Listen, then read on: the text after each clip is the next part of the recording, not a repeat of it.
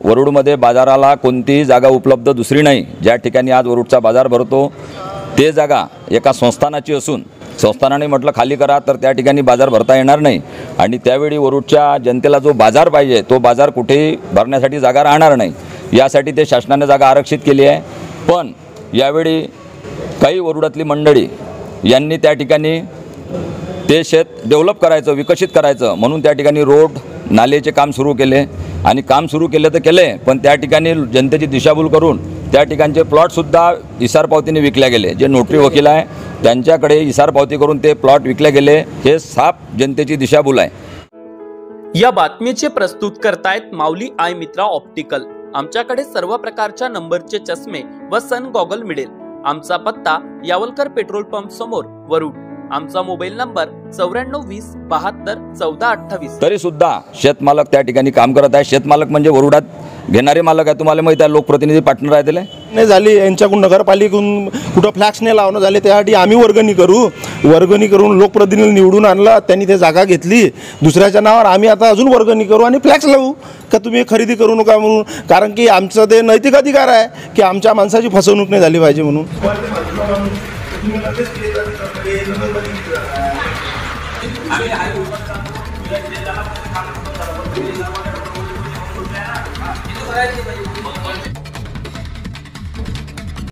आज वरुड नगर परिषदला कशा संदर्भात तुम्ही निवेदन दिलेलं आहे? आज आम्ही या ठिकाणी खेरडे मंगल कार्यालयासमोर खुराणा यांच्या मालकीचे शेत सर्वे नंबर 258, 258-1 258-1 आणि 258-2 असे शेत सर्वे नंबर शासनाने वरुडच्या बाजाराकरिता आरक्षित केलेले आहे आणि ते शेत आरक्षित असून वरुडमध्ये बाजाराला कोणतीही जागा उपलब्ध दुसरी नाही। ज्या ठिकाणी आज वरुडचा बाजार भरतो ते जागा एका संस्थानाची असून संस्थानाने म्हटलं खाली करा तर त्या ठिकाणी बाजार भरता येणार नाही आणि त्यावेळी वरुडच्या जनतेला जो बाजार पाहिजे तो बाजार कुठेही भरण्यासाठी जागा राहणार नाही।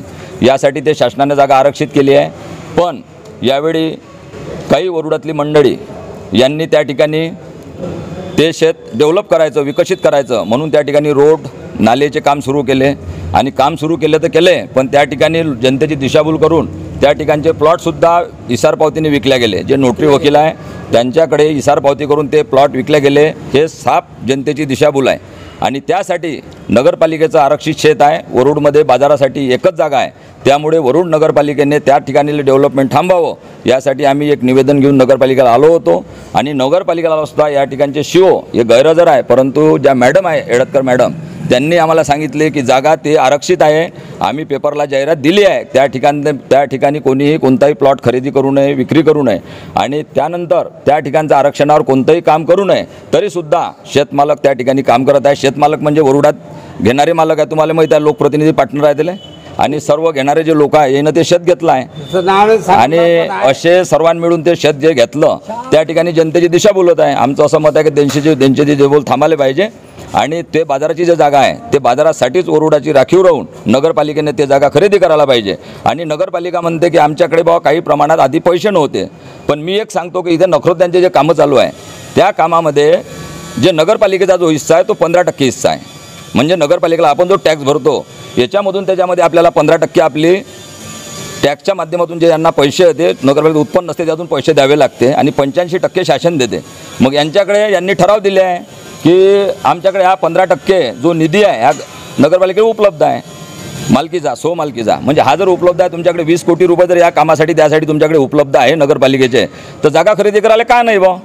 जागा खरेदी करायचं प्रकरण आधीच आहे आणि त्यानंतरचं तुमचं हे प्रकरण आलं त्याच्यामुळं जागा खरेदी करायला तुमच्याकडे निधी उपलब्ध असताना तुम्ही हेतुपुरस्पर करत नाही हे आमचं नगरपालिकेला सुद्धा म्हणणं आहे। आणि या ठिकाणी जे लेआउट आहे ते सुद्धा तुम्ही त्या गोष्टीचा विचार करायला पाहिजे आणि आमचं असं म्हणणं आहे की हे दिशाभूल थांबून त्या ठिकाणी आरक्षित जे जागा आहे ते आरक्षणाची लोकांच्या उपयोगाची आहे ते लोकांच्या उपयोगात ठेवायला पाहिजे। किती प्लॉट त्याच्यामधले खरेदी झालेले अशी माहिती आहे? जवळपास 80% खरेदी झालेलं नाही इसार पावती झालेली आहे।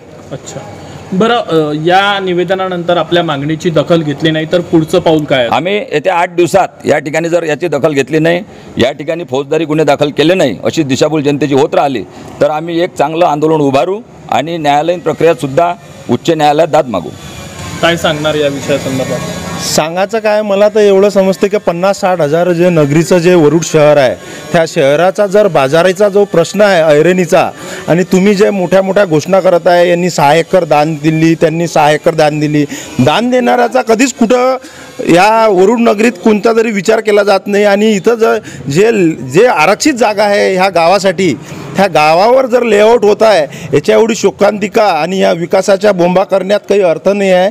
आणि वरुड नगराची जे मूलभूत गोरगरिबाचा जो हप्त्याचा जो बाजार भरते, प्रत्येकासाठी आरक्षित जे जागा आहे, पैशाचा गैरव्यवहार करून राहिले, हे तुम्ही कितपत चांगलं करताय. घेणाऱ्या आणि विकणाऱ्या ह्या दोन्ही लोकांवर गुन्हे झाले पाहिजे. आणि ह्या सर्वसामान्य जनतेचे जे दिशाभूल करून तुम्ही जे विक्री करून राहिले प्लॉटची, ते थांबली पाहिजे, असंच या माध्यमातून सांगतो. आणि जे पुढची रूपरेषा आमची काय आहे हे तुम्हाला माहीतच आहे. जर हे नाही झाली, यांच्याकडून नगरपालिकेकडून कुठं फ्लॅक्स नाही लावणं झाले, त्यासाठी आम्ही वर्गणी करून लोकप्रतिनिधी निवडून आणला, त्यांनी ते जागा घेतली दुसऱ्याच्या नावावर. आम्ही आता अजून वर्गणी करू आणि फ्लॅक्स लावू का तुम्ही खरेदी करू नका म्हणून. कारण की आमचं ते नैतिक अधिकार आहे की आमच्या माणसाची फसवणूक नाही झाली पाहिजे म्हणून.